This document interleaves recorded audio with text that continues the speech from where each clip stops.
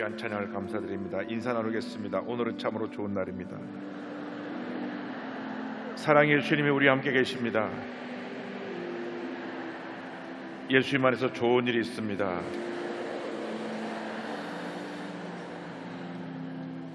예수님 안에서 진짜로 좋은 일이 있습니다. 주님, 내가 여기 있사오니 나를 보내소서.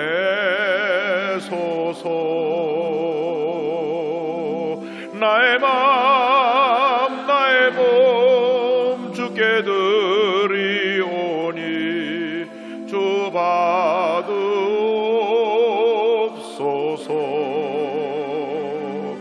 주님, 내가 여기 있사오니 나를 써주소서.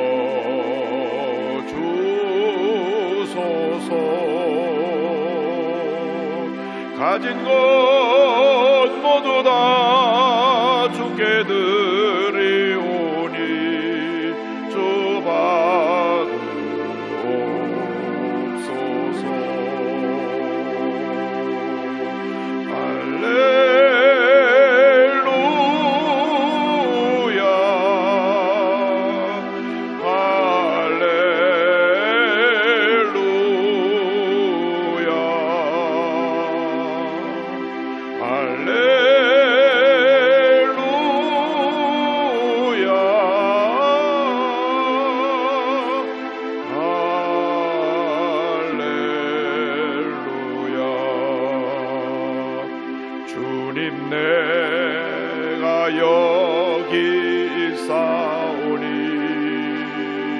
나를 보내소서. 나의 마음 나의 몸 주께 드리오니 주 받으옵소서.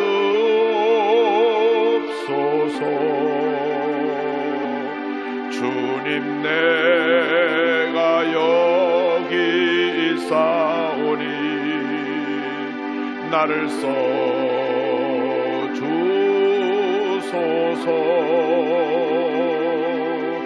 가진 것 모두 다 주께 드리오니 주 받으옵소서.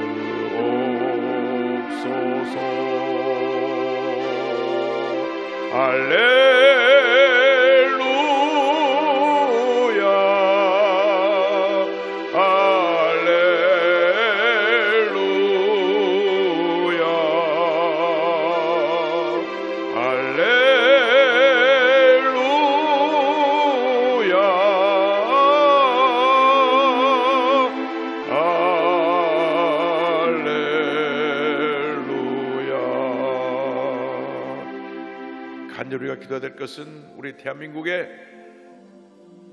진정한 평화가 임하게 하여 주시고 남북 통일의 문이 열려서 복음이 먼저 들어가 복음을 통하여 남북 통일이 되는 날이 다가오게 하여 주옵소서.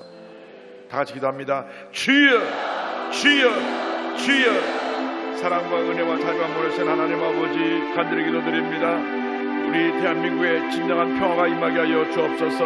하나님, 너무나 계층 간에 또 이념 간에 갈등이 심하고 대립이 심하오니 주님 긍휼히 여겨주시고 모든 갈등과 대립이 사라지고 참된 평화의 날이 우리 땅에 임하게 하여 주시고 하나님 참된 통일의 날이 우리 대한민국에 임하게 하여 주옵소서. 북한의 문이 활짝 열려서 복음이 들어가 북한 방방국에 교회가 서고 복음이 증거되고 하나님의 영광이 나타나게 하여 주시며 남북 8천만이 함께 예배된 날이 속히 다가오게 수 있도록 은혜 내려 주옵소서. 하나님, 전국에 함께 예배드리는 650여 예배 초소마다 성령으로 기름 부으시고 역사하여 주옵시며 일본부터 저 베트남까지 함께 예배 참여한 모든 교회마다 은혜 내려 주옵시고 인터넷과 위성을 통하여 예배드리는 성도들까지 은혜의 은혜를 더해 주옵소서. 성령이여 임하시옵소서. 성령이여 임하시옵소서. 바람같이 불같이 생각하지 마여 주옵시고 주님의 은혜로 주님의 놀라운 역사로 주님의 사랑으로 충만케 하여 주옵소서. 우리 마음 가운데 치료 역사가 강물처럼 넘쳐나게 하여 주시고 주님의 평안함이 강물처럼 넘쳐나게 하여 주옵소서. 염려, 의지, 걱정이 사라지고 주님의 은혜, 기쁨, 평안함이 넘쳐나게 하여 주옵소서. 하나님 아버지 간절히기도 합니다. 저들의 간절한 기도를 제목 응답하여 주시되 저들이 기도할 때 문제 해결되게 하시고 병이 치료받게 하시고 하나님의 회복의 역사가 임하게 하여 주시고 예배드리는 모든 교회가 갑절로 부흥되게 하여 주셔서 모든 교회가 함께 부흥하여 많은 사람들이 주 앞에 회개하고 돌아가게 하여 주시고 하나님의 역할 뜻이 이루어지게 하여 주옵소서. 주님 감사합니다. 감사합니다. 감사합니다. 할렐루야.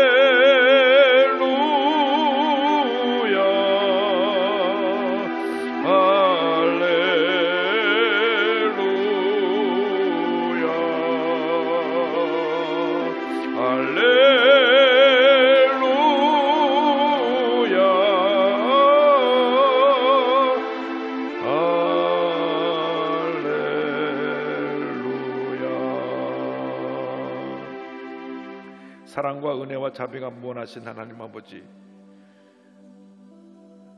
진정한 통일은 예수 그리스도의 복음을 통하여 이루어질 줄로 믿습니다.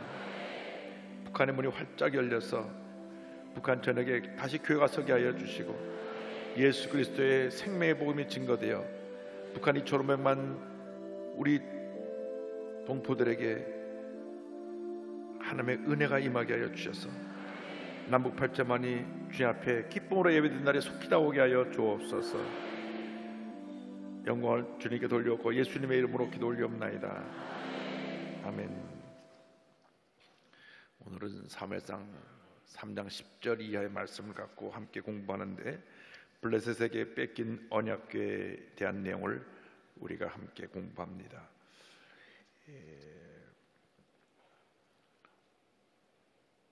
우리가 성령으로 충만하지 못하면 세상의 소리가 들려옵니다. 세상의 소리. 세상의 소리는 우리에게 염려, 근심, 걱정을 가져다 줍니다. 들려오는 소식들이 좋은 소식은 잘 들려오지 않고 좋지 않은 소식은 너무나 빨리 우리에게 전달이 되고 더욱이 좋지 않은 소식은 자꾸 부풀려 가지고 우리를 근심케 하고 걱정하게 만듭니다. 그 얘기만 들어보면 당장 그냥 나라가 망하는 것 같고 그냥 가정이 무너지는 것 같고 큰일을 난 것 같지만 실제로 그런 일은 없습니다. 왜? 하나님께서 우리를 지켜주시고 함께 하시고 보호하시기 때문에. 그래서 우리는 누구의 음성을 들어야 되느냐? 하나님의 음성을 들어야 됩니다.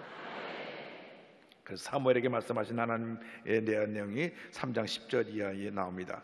10절 11절을 다 같이 보겠습니다. 야훼께서 임하여 서서 전과 같이 사무엘아 사무엘아 부르시는지라. 사무엘이 이르되 말씀하옵소서 주의 종이 듣겠나이다 하니 야훼께서 사무엘에게 이르시되 보라 내가 이스라엘 중에 한 일을 행하리니 그것을 듣는 자마다 두기가 울리리라.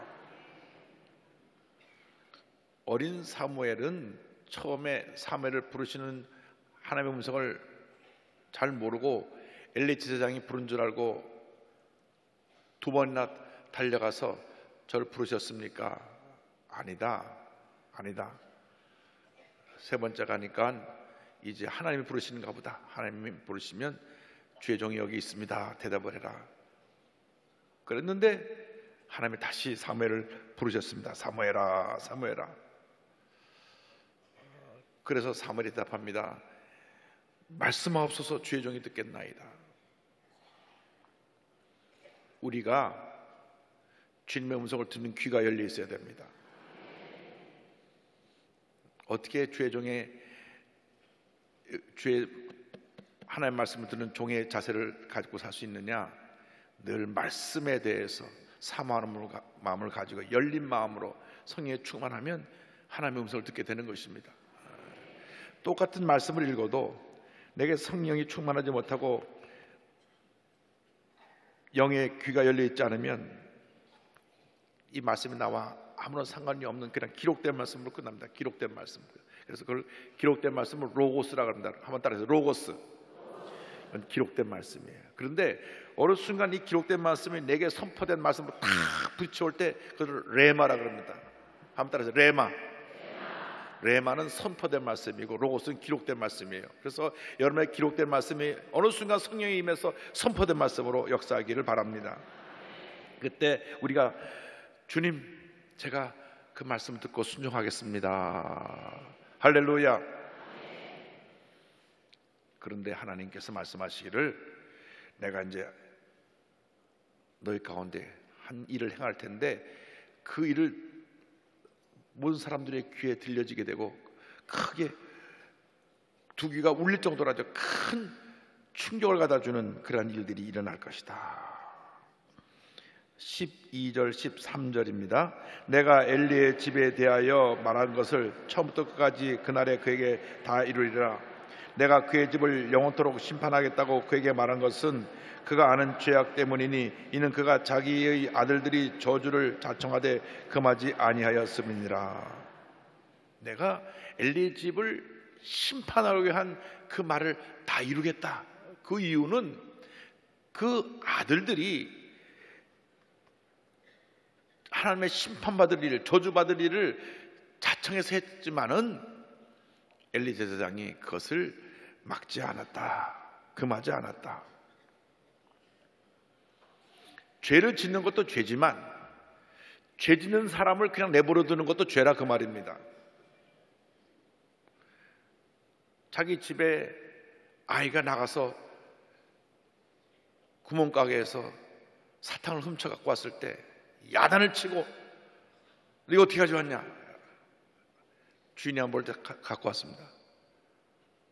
그 아이를 데려가서 주인에게 사과시키고 사탕값을 물어줘야 되는데 안 들켰어? 잘했다 잘했어. 그러면 이 아이는 안 들키면 훔쳐도 괜찮은 거구나. 그래서 또 훔치고 또 훔치고 또 훔치고 나중에는 전문적인 도둑놈이 돼서 감옥을 들락날락 하게 되는 거예요. 그래서 우리나라 옛말 속단에 바늘도둑이 소도둑 된다. 그래서 아예 처음부터 아닌 것은 아닌 거예요. 아닌 것은 아니에요. 늘 거짓말을 밥 먹듯 하는 사람을 경고해야 됩니다. 그렇게 하면 안 됩니다. 자꾸 거짓말하면 하나님 기뻐하지 않으십니다. 내 가족 중에 내 이웃 구역 식구 중에 잘못하는 사람들 그냥 방해만 하면 안 돼요. 그것이 사랑이 아닙니다. 진정한 사랑은 잘못된 것을 바로 잡는 것이 진정한 사랑입니다. 하나님의 사랑성에는 공의가 같이 합니다. 공의는 뭐냐? 죄를 심판하시는 것이 공의입니다. 그래서 하나님 우리의 죄를 용서하시고 우리를 사랑하시지만 죄를 계속 지을 때는 심판하세요. 왜? 사랑하시기 때문에. 그래서 엘리 제사장의 잘못은 늘 아들들이 홈리와 비나스가 이것을 잘못했습니다. 이것을 잘못했습니다. 함부로 재물에 손댔습니다. 함부로 회막에 시중드는 여인들을 손댔습니다. 이런 보고를 할 때 엄히 꾸짖고 다시는 그 일을 못하게 했어야 되는데 나이가 많고 또 그런 부분에 대해서 너무나 민감하지 않았기 때문에 그냥 죄를 방임해서 그 집안에 큰 심판이 임하게 되었습니다. 14절입니다. 그러므로 내가 엘리의 집에 대하여 맹세하기를 엘리의 집의 죄악은 제물로나 예물로나 영원히 속죄함을 받지 못하리라 하였노라 하셨더라. 그렇게 죄를 계속해서 경고했음에도 불구하고 또 짓고 죄였기 때문에 이제는 용서받지 못한다고 하는 그러한 경고입니다. 그러므로 죄가 무서운 것은 습관성입니다. 습관성. 거짓말을 자꾸 하다 보면 거짓말처럼 하는 습관이 되는 거예요. 사기치는 사람들이 사기쳐요. 왜? 그것이 습관이 되어버렸으니까. 도박하는 사람이 늘 도박합니다. 습관이 되니까. 주먹을 휘두르는 사람이 늘 주먹을 휘둘러요. 습관이 돼요. 죄의 습관을 끊어버려야 되는 것입니다. 끊어버려야 되는 것입니다. 그렇지 않으면 그 죄로 인해서 본인이 망하게 되는 겁니다. 밤낮 알코올 중독에 빠지면 알코올 중독으로 망하는 겁니다. 도박 중독으로 하면 도박 중독으로 망하는 것입니다. 사기꾼은 사기로 망하는 것입니다. 그렇기 때문에 우리가 늘 자신을 살펴보고 주님 보시기에 부끄럽지 않은 삶을 살아야 되고, 뿐만 아니라 우리 가족이나 우리 이웃이 잘못된 길로 갈 때는 엄히 꾸짖어서 바로 갈 수 있도록 해야 되는 것입니다. 15절입니다. 사무엘이 아침까지 누웠다가 야훼의 집의 문을 열었으나 그 이상을 엘리에게 말하게 하기를 두려워하더니, 너무나 엄한 하나님의 심판에 대한 경고니까 감히 엘리 세상에게 말을 하지 못했어요. 그런데 엘리는 굉장히 궁금했을 것입니다. 하나님께서 도대체 무슨 말씀하셨나? 그래서 부릅니다. 16절 17절입니다. 엘리가 사무엘을 불러 이르되 내 아들 사무엘아 하니 그가 대답하되 내가 여기 있나이다 하니 그가 이르되 내게 무엇을 말씀하시느냐? 청하노니 내게 숨기지 말라. 내게 말씀하신 모든 것을 하나라도 숨기면 하나님이 내게 벌을 내시고 또 내리시기를 원하노라 하는지라. 하나님 말씀한 것들을 다 듣기를 원해서 이렇게 사무엘에게 엄히 얘기했습니다. 18절입니다. 사무엘이 그것을 그에게 자세히 말하고 조금도 숨기지 아니하니 그가 이르되 이는 야훼이시니 선하신 대로 하실 것이니라 하니라. 엘리 제사장은 하나님의 하신 말씀을 겸허히 받아들였습니다. 주의 종은 하나님의 말씀에 대해서 겸허히 받아들이는 자세로 평생 살도록 그렇게 부름을 받은 사람입니다. 하나님의 음성에 토를 달거나 다른 해석을 하면 안 됩니다. 성경에 있는 말씀을 그대로 믿고 지켜 행하는 것이, 그리고 그대로 전하는 것이 주의 종의 본분이고, 또 그렇게 사는 것이 우리 성도의 삶의 모습이 되어야 합니다. 그래서 엘리는 그 말을 듣는 순간 가슴이 철렁 내려앉았을 것이지만 주님이 선하시니 주님께서 이루실 것입니다, 이렇게 고백을 한 것입니다. 자, 선지자 사무엘에 대해서 이제 19절 이하의 말씀을 봅니다. 사무엘이 자라매 야훼께서 그와 함께 계셔서 그의 말이 하나도 땅에 떨어지지 않게 하시니, 이제 어린 사무엘이 자라나면서 하나님이 그와 함께 하셔서 은혜를 더하시니까 그가 전하는 말이 하나님이 함께해서 전하는 말이니까 그 모든 말이 사람들에게 하나님의 뜻을 전하는 은혜의 말이 되었습니다. 하나도 땅에 떨어지지 않고 모든 사람에게 전해진 하나님의 축복의 말씀이 된 것입니다. 20절입니다. 단에서부터 브에르세바까지 온 이스라엘이 사무엘은 야훼의 선자로 세우심을 입은 줄을 알았더라. 단은 이스라엘의 가장 북쪽에 있는 도시고 이 브에르세바는 남쪽에 있는 도시니까 단하고 브에르세바를 말하는 것은 이스라엘 전체를 의미합니다. 그래서 결국 온 이스라엘 사람이 사무엘이 하나님이 세운 사람이라는 것을 인정하게 되었다, 그 말입니다. 하나님의 사람은 하나님께서 그 일을 그에게 맡기시고 또 그 일을 이루도록 영적인 권위를 주셨습니다. 그런데 특별히 사무엘은 온 이스라엘 백성에게 하나님의 선자로 세우셔서 그 일을 행하셨기 때문에 온 이스라엘 백성이 그 말씀을 순종하고 그를 존경하고 따랐던 것입니다. 이제 21절부터 다시 보겠습니다. 야훼께서 실로에서 다시 나타나시되 야훼께서 실로에서 야훼의 말씀으로 사무엘에게 자기를 나타내시니라. 사무엘의 말이 온 이스라엘에 전파되니라. 실로라고 하는 것은 예루살렘 북쪽에 약 32km 떨어진 지역에 있는 도시인데, 그 지역인데, 이 실로가 예루살렘이 수도가 될 때까지 그것이 당시 이스라엘의 그 정치 종교의 중심지, 수도 역할을 한 장소였습니다. 이 실로에서 이곳에 성막이 있는 이곳에서 하나님께서 사무엘에게 말씀하시고 사무엘이 온 백성의 말씀을 선포하며 모든 백성들이 그의 말씀에 귀를 기울이더라. 우리들은 늘 주님의 말씀에 귀를 기울여야 됩니다. 주님, 내게 말씀하여 주옵소서. 내게 말씀하여 주옵소서. 내게 말씀하여 주옵소서. 올해 성경 말씀 열심히 읽고 계시죠? 기본적으로 한 번 이상은 다 읽으셔야만 합니다. 제가 오늘은 손들어 보라고 안 할 거고 다음에 한 번 이상 읽으면 손들어 보라고 할 테니까 부지런히 읽으시기 바랍니다. 그런데 이제 1절 하반절 이하에 보면 그들이 가장 귀중히 여기는 언약궤, 법궤를 빼앗기는 장면이 나옵니다. 블레셋에게 빼앗긴 언약궤의 모습에 대해서 우선 1절 하반절 이하부터 1절 2절을 보겠습니다. 이스라엘은 나가서 블레셋 사람들과 싸우려고 에베네셀 곁에 진치고 블레셋 사람들은 아벡에 진쳤더니 블레셋 사람들이 이스라엘에 대하여 전열을 벌이니라. 그 둘이 싸우다가 이스라엘이 블레셋 사람들 앞에서 패하여 그들에게 전쟁에서 죽임을 당한 군사가 4,000명가량이라. 블레셋은 이 이스라엘 옆에 붙어있는 나라인데 늘 역사적으로 이스라엘을 괴롭힌 나라입니다. 늘 침략해서 저들을 괴롭혔어요. 그래서 블레셋은 이스라엘과 오랫동안 서로 적국이 돼서 전쟁이 그치질 않았습니다. 사사시대부터 계속해서 왕정시대로 넘어오면서 계속해서 블레셋은 또 조금만 방심하면 또 쳐들어오고 또 쳐들어오고 또 쳐들어오고 또 쳐들어왔습니다.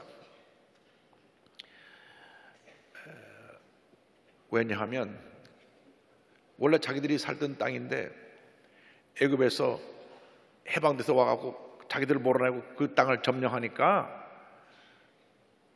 우리의 땅을 회복해야 되겠다고 자꾸 쳐들어온 겁니다. 그런데 워낙 그 사람들은 전쟁에 능한 사람들이어서 그 이스라엘은 제대로 군사훈련도 받지 않고 나가서 참패를 당한 것입니다. 자, 4,000명 이상이 죽었어요. 자, 3절입니다. 백성이 진영으로 돌아오매 이스라엘 장로들이 이르되 여호와께서 어찌하여 우리에게 오늘 블레셋 사람들 앞에 패하게 하셨는고 야훼의 언약궤를 실로에서 우리에게 가져다가 우리 중에 있게 하여 그것으로 우리를 우리 원수들의 손에서 구원하게 하자 하니. 왜 하나님 우리를 안 도와주셨는가? 왜 하나님 우리를 패하게 하셨는가?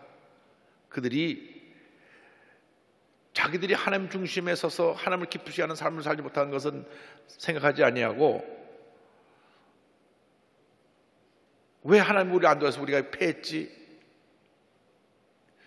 우리가 신앙생활 하다가 무슨 문제가 생겼을 때, 어려움이 다가올 때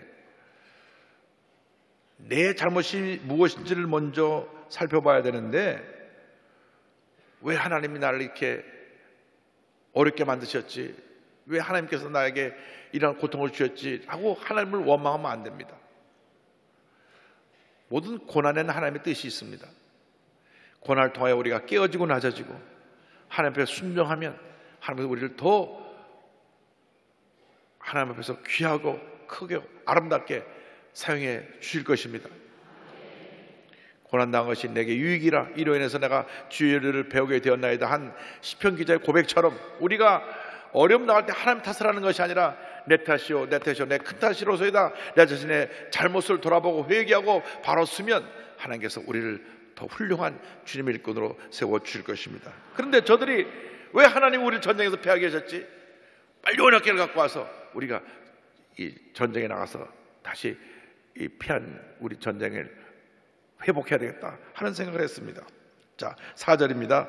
이에 백성이 실로에 사람을 보내어 그룹 사이에 계신 만군의 야훼의 언약궤를 거기서 가져왔고 엘리의 두 아들 홈리와 비나스는 하나님의 언약궤와 함께 거기 있었더라.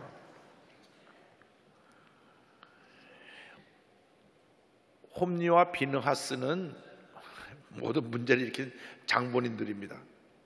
제사장의 아들이니까 저도 제사장들인데 그들이 그렇게 잿덩어리의 모습으로 언약궤 곁에 있었으니 하나님이 역사하실 수가 없습니다. 이제 언약궤를 갖고 오니까 자들은 언약궤를 갖고 오면 이길 줄 알았어요. 여러분, 나의 유익을 위해서 하나님을 함부로 이용하면 안 됩니다.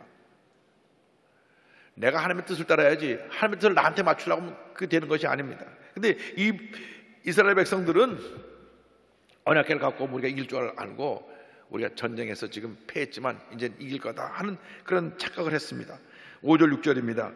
야훼의 언약궤가 진영에 돌아올 때 온 이스라엘의 큰 소리로 외침에 땅이 울린지라 블레셋 사람이 그 외치는 소리를 듣고 이르되 히브리 진영에서 큰 소리로 외침은 어찌 됨이냐 하다가 야훼게가 진영에 들어온 줄을 깨달은지라. 이 언약궤 법궤가 들어오니까 와, 이제 우리 이길 수 있게 됐다. 언약궤가 들어왔으니 이제는 블레셋을 우리가 이길 수 있을 것이다. 저들이 크게 소리를 지르고 환호했습니다. 갑자기 블레셋 군사가 와 하는 소리가 나서 보니까 도대체 무슨 일인가 하고 알아봤더니 언약궤가 온 것을 알게 됐어요. 블레셋 사람들이 이미 소문을 들어서 하나님께서 어떻게 큰 역사를 이루셨던 것을 알고 있었기 때문에 그 소식을 들은 순간 처음에는 두려움이 다가왔습니다. 7절 8절입니다. 블레셋 사람이 두려워하여 이르되 신이 진영에 이르렀도다 하고 또 이르되 우리에게 화로다. 전날에는 이런 일이 없었도다. 우리에게 화로다. 누가 우리를 이 능한 신들의 손에서 건지리요. 그들은 광야에서 여러 가지 재앙으로 애굽인을 친 신들이니라. 이스라엘 하나님이 애굽의 신을 친 사실을 그들이 알고 있었기 때문에 잠시 두려움에 빠졌습니다. 그런데 그들의 리더가 우리가 두려워할 거 없다. 나와서 싸우자. 9절 다 같이 보겠습니다. 너희 블레셋 사람들아 강하게 되며 대장부가 되라. 너희가 히브리 사람의 종이 되기를 그들이 너희의 종 되었던 것 같이 되지 말고 대장부 같이 되어 싸우라 하고 이 용감한 지도자가 나타나서 두려워 떠는 블레셋 군사들을 담대해라. 용기를 내라. 나가 싸움으로 이길 수 있다. 그래서 저들이 나가 싸움에 하나님이 그들과 함께 하지 않으시니까 이스라엘이 참패를 당합니다. 10절 11절입니다. 블레셋 사람들이 쳤더니 이스라엘이 패하여 각기 장막으로 도망하였고 살육이 심히 커서 이스라엘 보병에 엎드러진 자가 3만 명이었으며 하나님에게는 빼앗겼고 엘리의 두 아들 홈리와 비나스는 죽임을 당하였더라. 전쟁 결과 완전히 참패를 당하고 언약궤도 뺏기고 그 모든 죄의 장본인인 홈리와 비나스는 그 자리에서 죽고 말았습니다. 홈리와 비나스의 죄 때문에 그날 3만 명이나 되는 많은 이스라엘 군사들이 죽임을 당한 것입니다. 지도자의 잘못은 백성들의 삶에 이렇게 큰 피해를 일으킵니다. 그래서 영적 지도자들이 늘 바로 서 있어야 합니다. 영적 지도자들이 하나님의 뜻을 잘 따라서 그 말씀에 순종해서 주님의 뜻을 이루어갈 수 있도록 여러분들은 주의 종을 위해서 계속 기도하고 또 기도하고 또 기도하고 또 기도해야 될 것입니다. 강력한 중보 기도가 주의 종을 바로 세우고 교회를 든든하게 만드는 것입니다. 문제 있는 교회는 기도하지 않는 교회입니다. 문제 있는 교회는 주의 종을 위해서 기도하지 않고 싸우는 교회들입니다. 마귀는 싸워라 싸워라 싸워라. 기도할 필요 없다. 싸워라 싸워라. 여러분 우리가 마귀하고 싸워야지. 왜 그래 믿는 사람들끼리 싸웁니까? 제가 아시아 교회 지도자들 모임에 갔더니 그 말씀 하시더라고요. 이상의 문제 있는 교회는 하나도 없습니다. 교회 내에 문제 있는 사람들이 있습니다. 무슨 말인지 아시겠죠? 이 교회는 예수님 피로 값주고 사신 교회이기 때문에 교회는 문제가 없습니다. 그러나 교회 안에 들어와 있는 작은 교회는 우리 사람들이 문제가 있는 것입니다. 왜 문제 있느냐?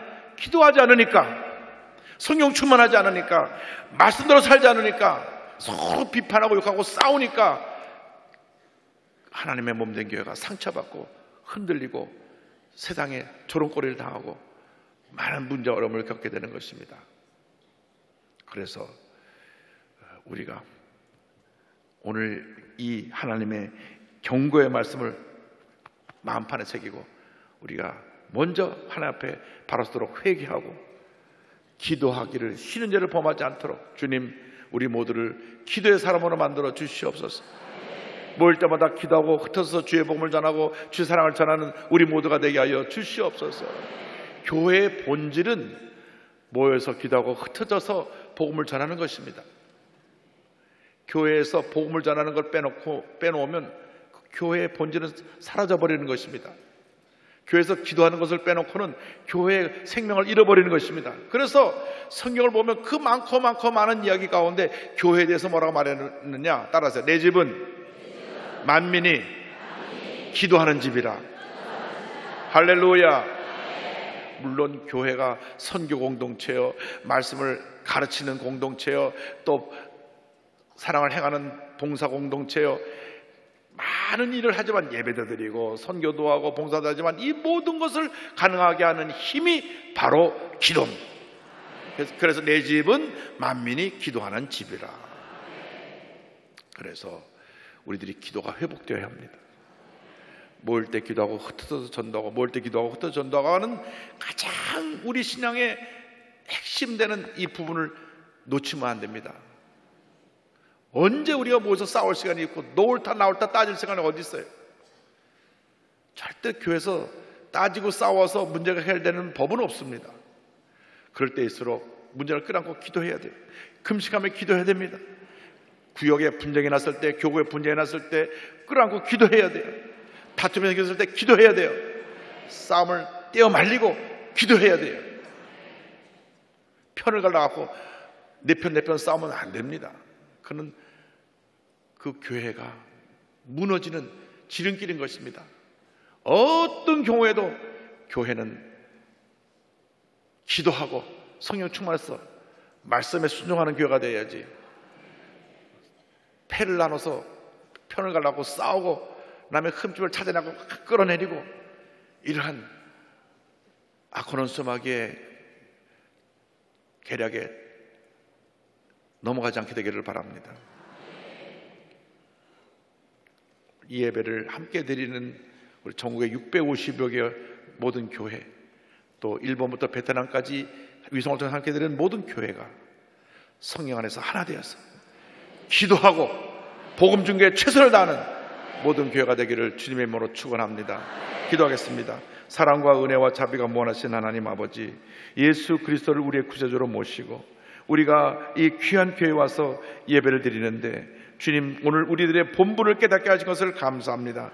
우리 자신이 하나님 앞에 바로 설 수 있도록 기도하게 하여 주시고, 또 우리가 세상에 나가서는 주의 사랑을 실천하고 복음을 전하는 저희 모두가 될 수 있도록 은혜 내려 주옵소서. 예수님의 이름으로 기도 올리옵나이다. 아멘.